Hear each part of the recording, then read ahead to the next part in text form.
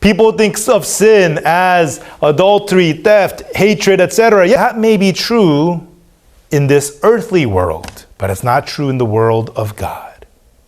It may be true in the way we live in our world, at school, at work, in our families. How you are is very important, but in the world of the Word of God, that's not important at all. It's not about you. You did not become a sinner because of you. It's not about you. You became a sinner because of Adam. It's not about you. Through Adam, we became sinners. So already, without any of our input, without any of our doings, we were already doomed for damnation because we were born in the seed of sin because of Adam. And everyone, what did Adam do?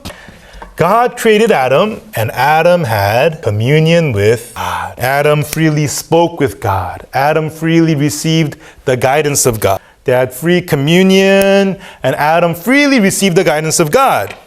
And at that point, even though Adam was naked, it was not a problem. Why? Because they were in communion. They were in fellowship. And Adam wholly received the guidance of God, meaning in Adam's heart, God was the king in Adam's heart. God was the Lord in Adam's heart. God was God in Adam's heart. But this becomes broken. How does it get broken? Sin enters in, and this connection is broken. And what was the sin that Adam committed? He ate the fruit of the knowledge of good and evil. Adam ate the fruit of the knowledge of good and evil, and that's what became sin, and that's what broke the connection between Adam and God.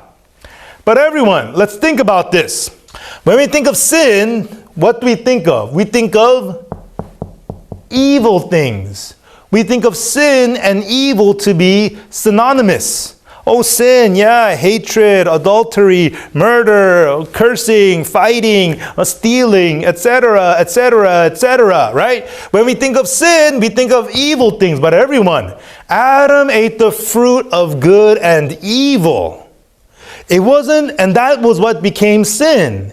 It wasn't just the fruit of evil. Adam ate the fruit of the knowledge of good and evil. What does this tell us? Under the umbrella of sin is not only evil, but also good. Let me say that one more time. Under the umbrella of sin is not only evil, but also good.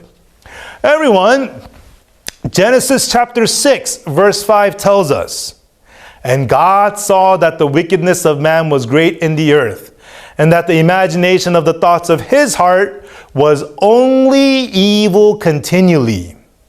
God looked at the heart of man, and God describes it. Genesis 6, verse 5. And God describes the heart of man, and he says, okay, it's 50% good and 50% evil.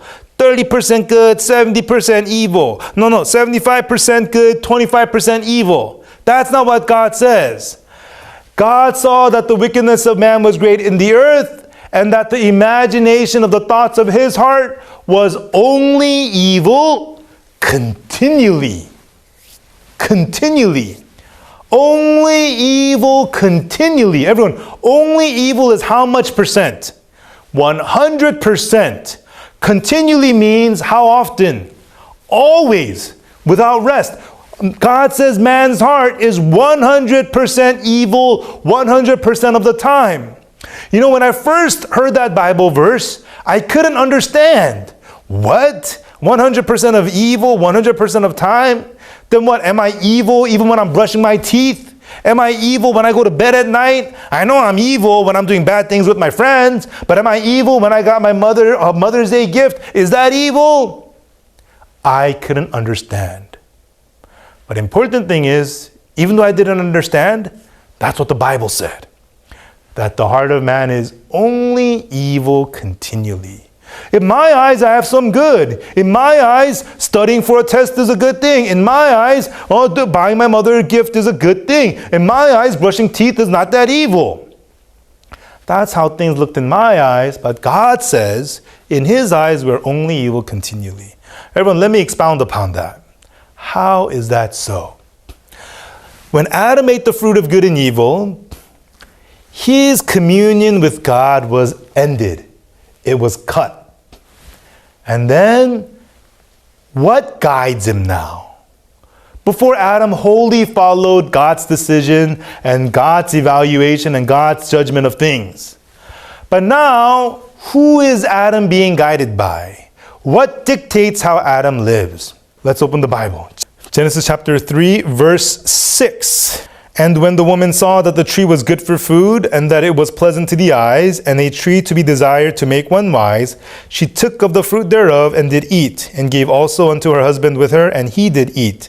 And the eyes of them both were opened, and they knew that they were naked, and they sewed fig leaves together, and made themselves aprons. Everyone, when Adam and Eve ate the fruit of good and evil, the first thing that happened was, now their eyes were opened. Wait, were their eyes closed before? Did they walk around like this? God, which way should I go? Right, left, right? Is that how they were? No. Their eyes were obviously open before this, but what does this mean? Their eyes of them both were opened. Everyone, before Adam saw, but he did not judge. What is good? What is evil? What should I put on clothes, not put on clothes? Adam was not led by his own decision of things. What was Adam led by? Adam was led wholly by God. But after eating the fruit of good and evil, the eyes of both of them were opened. What does that mean? From then on, they were no longer led by God, but their own standard of good and evil. Their own standard of good and evil. And this is how all people live. This is what they how go about life, in all aspects of life. Continually judging what is good, what is evil, how much does it benefit me? Is it worth it? Is it not worth it? How should I live? That's what people live by, according to their standard of good and evil. And it's different for all people. Once I asked a brother in the church, brother, is it good to give $20 to a homeless person? And the brother said, no, it's not. And I was kind of shocked. Well, the homeless guy is hungry. If you give him $20, he can go buy hamburgers. But then the brother was explaining, no, you shouldn't give $20 to the homeless. I asked him why. It's because if you give it to them, more often than not, they'll use it to get drugs. So it made me think. In my point of view, according to my standard of good and evil, giving $20 to the homeless is a good thing. But according to that brother's standard of good and evil, giving $20 to the homeless is an evil thing. Why? Because they're going to go do drugs with it. I'm not saying somebody's right and somebody's wrong. But what I am saying is that all people live being dictated by their own standard of good and evil. And that's exactly what happened to Adam as well. How? Adam ate the fruit of good and evil, and the eyes of both of them were opened. Before, even though they had eyes, it was God who guided them. It was God who told them. It was God who led them. But now they had their own eyes to judge for themselves. I think this is good. I think this is bad. And what was the first thing that they judged? They looked at themselves. Oh, we're naked. We're naked. Oh, this isn't good. We should cover this up. This is shameful. We should cover this up. So they got fig leaves and made aprons, and they covered their nakedness. Their standard of good and evil is at work. They judged it to be evil that they were naked, and they judged it good to cover themselves. Right? You're with me, right? So, what is sin? People think terrible, wicked things. That's what sin is. God says, no. Under the umbrella of sin is the standard of good and evil. The state of man having separated from God and now living through their own standard of good and evil. That's what sin is. Let me repeat that. People think of sin as adultery, theft, hatred, etc. Yes, those things are sins too. Yes, those things are bad. I'm not saying those things are good. But fundamentally, at the root, at the core is what? Man separated from God and are no longer living under the guidance of God, but under the guidance of their own standard of good and evil.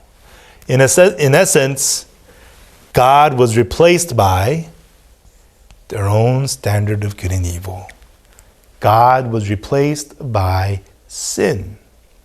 This is the state of man in sin.